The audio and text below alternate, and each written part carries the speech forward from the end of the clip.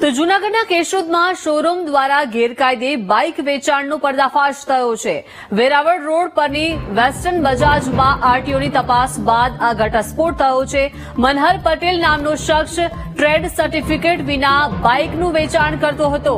આરટીઓએ 25 લાખની કિંમતના 25 જેટલા બાઇક ડિટેન કર્યા છે।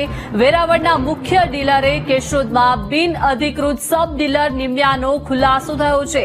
આરટીઓના નિયમોનું ઉલ્લંઘન કરી ચલાવતા આ શોરૂમને હવે દંડ ફટકારવામાં આવ્યો છે।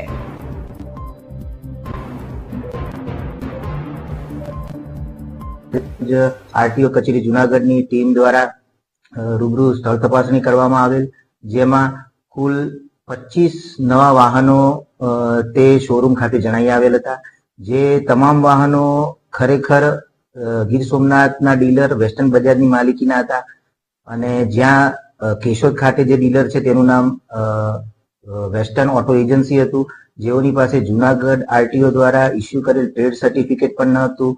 તેમ છતાં તેઓ દ્વારા નવા વાહનોનું વેચાણ કરવામાં આવતું હતું, જેથી તે તમામ 25 વાહનોને અંદાજે 32,000ના ચલણ ઇસ્યુ કરીને ત્યાં સ્થળ પર ડિટેન કરવામાં